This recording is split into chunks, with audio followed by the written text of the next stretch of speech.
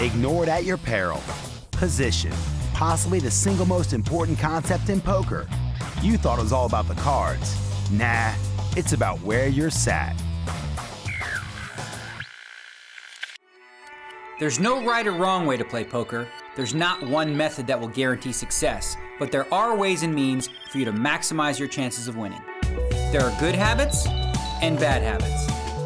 There are situations to avoid and situations to seek. And there are those who have the knowledge to exploit them. We're going to teach you how to master the game, from the basics to the advanced.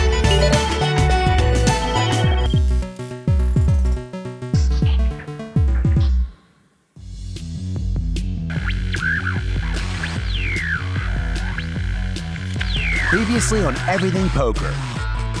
In Show 1, we looked at the basics, the nuts and bolts of the game, and the order of action. Then in Show 2, we looked at starting hands. Exactly how good are those two cards you get dealt? Well, they're not bad. But it's now time to move on from the basics and take our first look at one of the most important aspects of the game. Ladies and gents, today's show is all about position. Yep, it's time to teach you about position on the poker table and why it's so important. But what is position?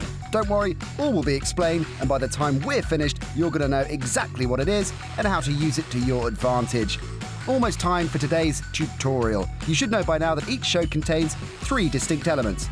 The aforementioned tutorial, which runs you through the general principles, a hand or two from the vault to illustrate those principles in practice, and the pro analysis section, where a hand is dissected in detail, all geared towards improving your game.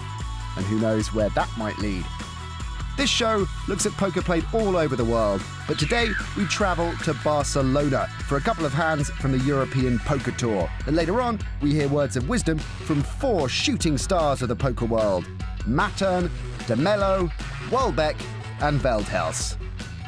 We'll also hear more analysis from the 2005 World Series of Poker champion Joe Hachem.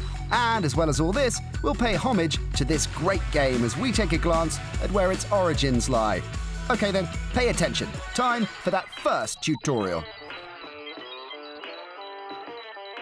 Position on the poker table is very important. But what is it exactly? A player's position is defined by where they sit in relation to the dealer button. There are good positions and bad positions. Simply put, the later you have to act in any given round of betting, the better your position is. Why? Because you can gather more information if your opponents have to act first. You can base your action on their decisions, whereas if you have to act first, your opponents have the advantage of seeing your action before making their decisions. Here are the positions on the poker table. Remember, everything depends on where the dealer button is. The first position we introduce is immediately to the left of the dealer button, the small blind. As we discussed in the first show, the player in this seat has to post a mandatory bet. For example, if the blinds are $1, $2, this player needs to post $1. Next to him in a clockwise direction, there is the big blind. The player in this seat has to post a bigger mandatory bet, $2, double the small blind. The blinds get to act last before the flop. But after the flop, they have to act first. You must remember this if you are considering playing a hand in these positions. And don't forget, when you act first, you are at a disadvantage. The next 2 seats are called early position. The player next to the big blind is referred to as under the gun, which is often shortened to UTG.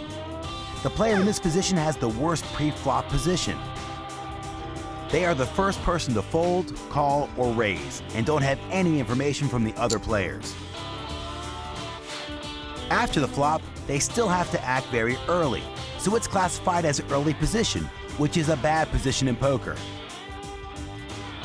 Let's take a look at middle position. In these seats, you have the advantage of acting after the first few opponents, but you still have players to act after you. It is not a great position to be in. Finally, we have late position, by far the strongest positions in poker. The player to the right of the small blind is called the button.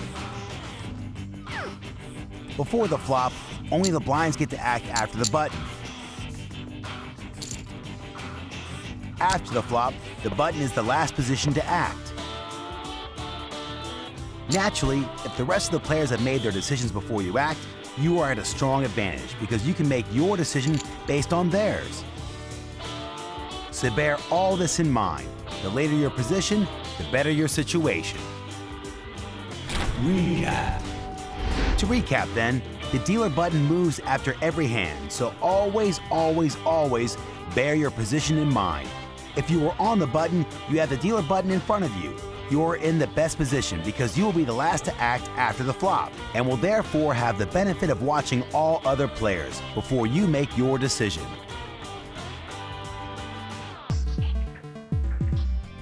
You can bet Peter de Culver paid attention to position when he was learning the game. The former student graduated in 2005 and began to take poker more seriously. Honing his skills online, he dedicated himself to it on a full-time basis in 2007. In 2 short years, he had reached the pinnacle of the game when he won the European Poker Tour Grand Final in Monte Carlo and pocketed a staggering 2.3 million euros. Not bad. It's not all about the big names on this show, it's the real people that make the poker world go round. Hello, I'm Diego Isenberg from Buenos Aires. I'm a clinical doctor and my area of investigation is diabetes. As a hobby, I love to play poker. I started playing poker as a teenager, 5-card draw with my friends. We used to play once or twice a month. And then when the Texas Hold'em boom started, I remember seeing Joe Hasham winning the World Series of Poker. Then I started reading about poker, joining forums, and playing the free rolls as well as live tournaments here in Buenos Aires. Step by step, I started playing a little more. Ready for some stats? I thought so. Let's look at which positions on the poker table win the most pots. We studied 1,400 different poker hands, both online and live, and here are the results. The percentages represent the amount of times each position won a hand. We can see that the position on the poker table that won the most hands was the button, winning almost 15% of the pots. The least successful was under the gun +1. The under the gun position, which acts first at the start of every hand, was relatively successful with a 10.4% success rate. This may seem surprising, but as the game has developed in recent years, many players have started to raise from this position, as it represents a very strong hand, whether they have one or not. If we break the table down into early, middle and late positions, we can see that the least successful seats were those in the middle position. If you think about it, it makes sense. Players in these seats don't have to post any blinds and have no real reason to play their hand, unless, of course, it's strong enough to win a pot. The most dominant table seats were those in late position. Firstly, this is because late position is the most common place for players to try and steal the blinds by raising before the flop. But also in these seats, a much wider range of hands will be played, as they have the advantage of watching everyone else act before they decide what to do. A high percentage of hands were also won from the early position seats. The reasons for this are also clear. As mentioned, the under the gun seat has recently become a fashionable place to try and steal the blinds. But also, early position includes the small and big blind, which will often contest a pot. As firstly, their last act before the flop, giving them the best pre-flop position. But secondly, and perhaps more importantly, most poker players don't like to give up their blinds easily. You keep attacking my big blinds. And will try and win the hand no matter what cards they have. Everything you want to know about poker is divided into 2 levels. Level 1, the novice level. It tells you everything you need to know to get started in the game. You'll be a competent player by the end of these 6 shows. Learn the power of position, the art of bluffing, and all the basics. Once you've got the basics, we delve deeper. Level 2, the experience level, covers getting information from your opponents and the nuances of playing hands dependent on their strength and their potential. It focuses on playing styles, strategies, and tips you'll need to succeed and how to avoid costly mistakes.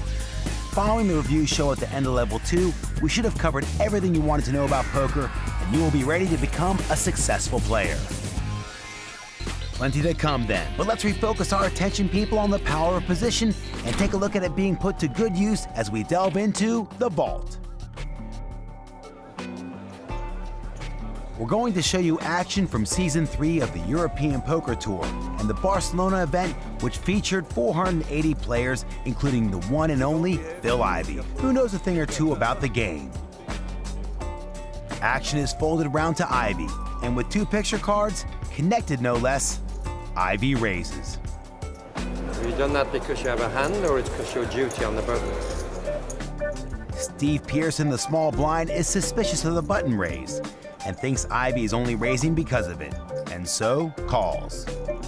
However, when the flop comes 4-10 ace, we see a perfect illustration of how Ivey's position gives him the upper hand. Pierce has nothing and has to check. Ivey, who doesn't have much either, but does however have position, has seen Pierce check, seen a sign of weakness, and so can play his hand strong. He bets, Pierce folds. It's position played simply but effectively. Next hand, and the dealer button moves round. It is now in front of Stephen Pearce. He is the nominated dealer and has the optimum position on the table. Again, everyone folds before the action gets to him. He has a good but not great hand. In another position, he might fold the cards, but with the power position, he plays them with confidence. I have a hand this time. It's not a button move, I have a hand. Raising 3 big blinds. The small blind folds, and Dan Pedersen in the big blind needs to make a decision. Pierce chooses to remind him of the power of position and to tell a white lie. I have king-queen suited. Pedersen, knowing he'll be acting first after the flop is dealt, and therefore out of position, elects to fold. Wise move, we think. You can look at the television next month, but they probably won't show this hand. Well, actually, we're still showing it now. Time for a break, but before we go, a question. Earlier in the show, we looked at which position on a poker table won the most hands. In our study of 1,400 hands, which of the following had the highest percentage of wins? Was it A, the button, B, the big blind, or C, under the gun? We'll give you the answer after the break.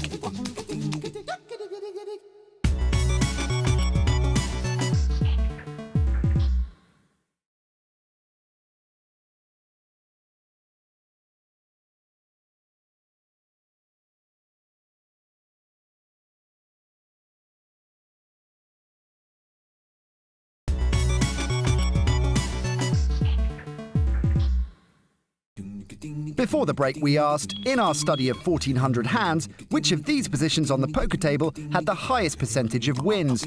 The answer was A, the button. 14.9% of all hands were won by the player in this seat.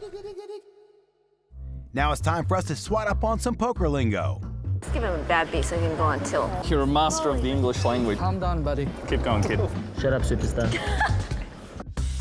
Let's learn some terminology. Under the gun. Under the gun, or UTG when abbreviated, is the term given to the seat to the left of the big blind. The player in this seat is first to act at the start of every hand. They are under the gun because they feel the most pressure to make their decision. Cutoff. Ouch! This is the name given to the seat directly to the right of the dealer button. It is called the cutoff as when sitting in this position, you have the ability to cut off the button's chance to make the first raise. Hijack.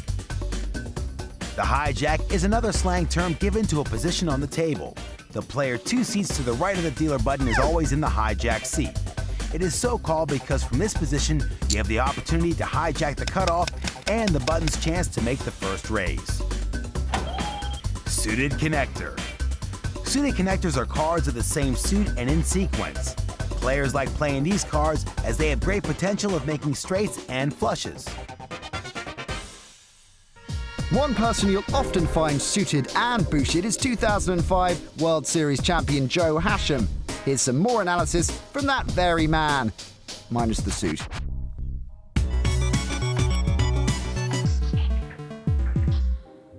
Today we're going to talk about the importance of position.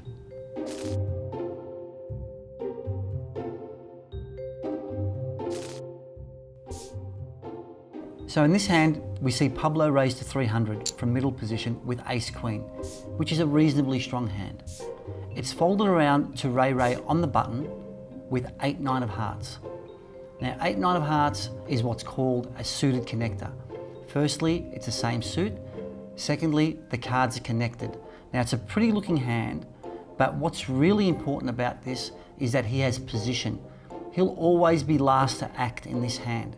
So he'll get to see what his opponent does before he needs to make a decision about what he's going to do. Ray calls. The flop comes 4-2-7 and misses both opponents, so neither of them has a pair. Pablo decides to check, leaving the incentive now up to Ray. Ray, using his position to his advantage, elects to bet 400 chips, which now puts pressure on Pablo. Pablo decides to fold his hand, and there you have it. We see how important position is. Ray wins the pot without making a pair, just using his position.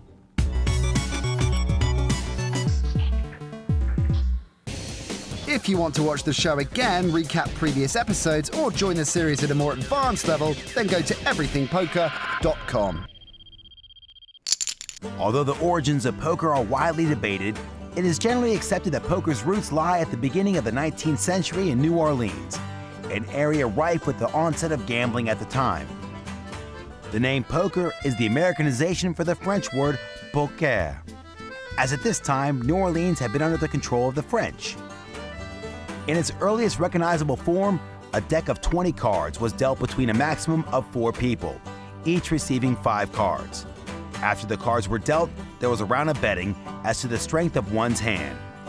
Because it was so deceptively simple, poker was the right game to fleece the right people, if you knew what you were doing.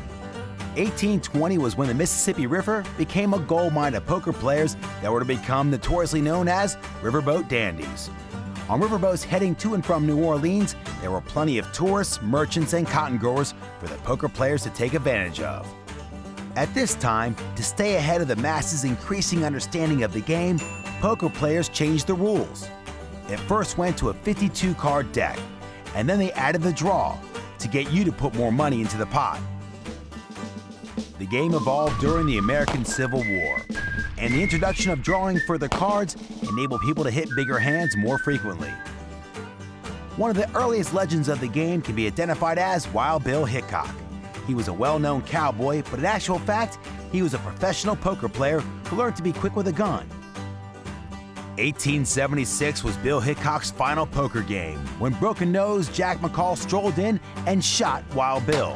He was holding 2 aces and 2 eights, which is now known as the dead man's hand. As years passed, different variations of the game have been derived, but everyone's favorite No Limit Texas Hold'em was popularized by the Texas Rounders, including Doyle Brunson in the late 50s in Las Vegas, now recognized as the poker capital of the world. Nice feature, but what's better, the old approach or the new approach? Only one way to find out, another feature. Confucius once said, "Old age, believe me, is a good and pleasant thing." This used to be the case in poker, but the game has changed a lot over the last few years. And we're not just talking about the smoking ban. The old school is no longer the dominant force in poker. Now, the young guns grab the headlines with their flashy style and do-or-die attitude. Their play can be summed up in one word: aggression. The new school is going to be on top of it, if it's not already the case. They're more aggressive, they know more about odds and a lot of mathematics stuff. They have like computers in the head. They have no fear, they don't care about money. They like to be the winners, and that's it. There's no compromise for them. No fear, and the cards speak. They know exactly what they're doing, and they're very smart. Once upon a time, older guys were constant winners in tournament play. Nowadays, it's all about the new breed. The days of grinding out tournament wins are over. If the old school want to win in today's game, they need to wake up. Some of the old school players are good, some are not so good. I feel like some are maybe stuck in the past a little bit, and the things that worked back then just doesn't work anymore, and they haven't realized that because they used to win all the time. There's a lot of respect for the old school, but the game's been changing a lot, so you have to adapt. If you don't, it's really tough out there. We need to pull our pants up and get with the program. But don't count out the older generation just yet. I would consider myself a hybrid of old school, new school kind of poker. I think I'm in touch with the old school, but I use a lot of the new school tools. In poker, you really can teach an old dog new tricks. Time now for the My Game section, where we check out how you ordinary Joes and Joannas get your poker fix. My main achievements have been winning the PokerStars Sunday Million twice, the biggest weekly tournament in the world. I have also won some live tournaments on the Buenos Aires circuit, 3 in fact at the beginning of my career. And I've also played live in the Latin American Poker Tour twice. Online, I've won a $215 weekly tournament. Up to now, I've earned around $400,000 in prize money. Poker keeps my feet on the ground. It keeps my mind active and alert because it requires concentration, skills, learning how to read other players. I believe poker will be my antidote against Alzheimer's because I plan to keep playing till I'm 100 years old.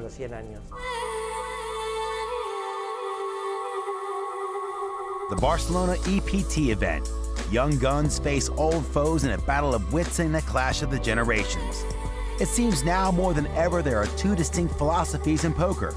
The old school, tight and studious, versus the new school, adventurous, no rules. And somewhere in Barcelona, 10 stories above the tournament floor, 4 well-known faces from the world of poker discuss the 2 approaches. The Finnish high-stakes cash game player and World Series of Poker bracelet winner, Billy Walbeck. Former Dutch field hockey player and Olympic gold medal winner, Fatima de Mello. The French EPT winner and all-around nice guy, Arnaud Mattern. And one of the game's most aggressive players, Lex Veldhuis, who at just 27 has tournament winnings of over $500,000. So let me know an interesting subject I want to discuss with you. What do you think about old school and new school of poker?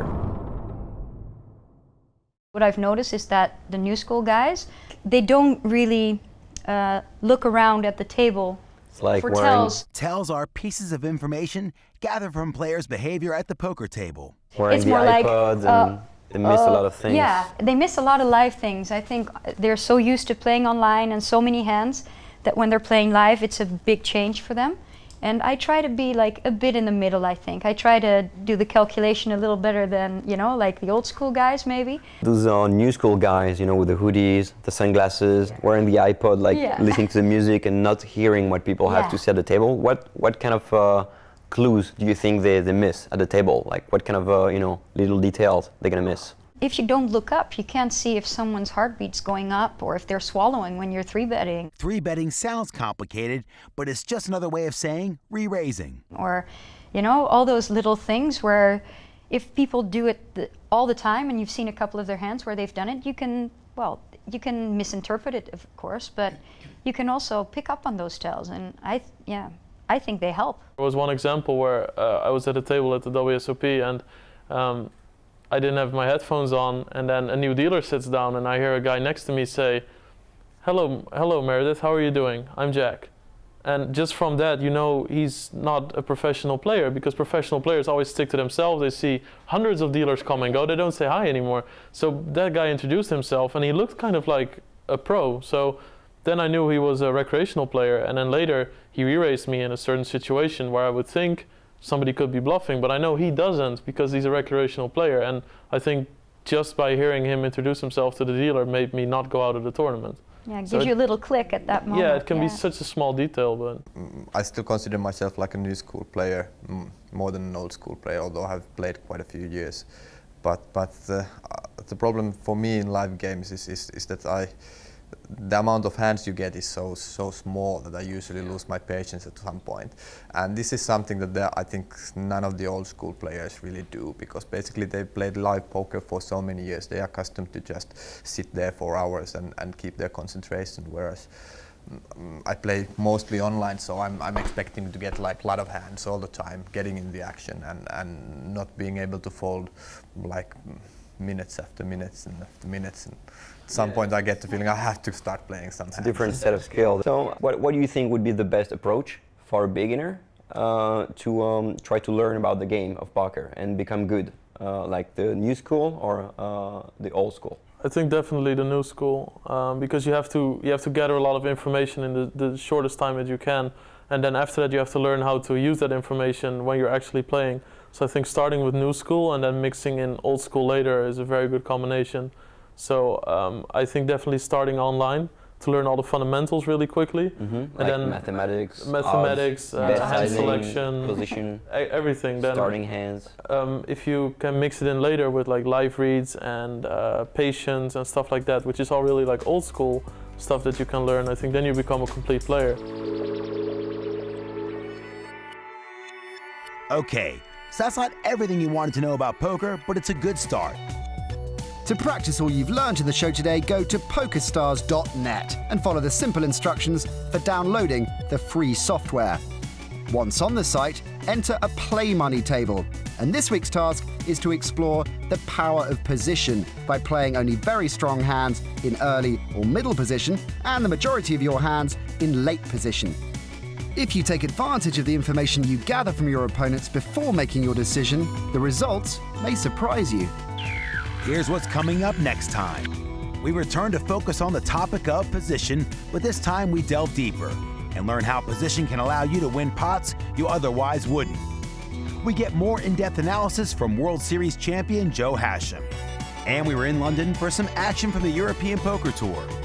Finally, we return to Barcelona where we hear more priceless insight into the minds of poker's top talent. This is the greatest card game on the planet, ladies and gents. Let's master it together.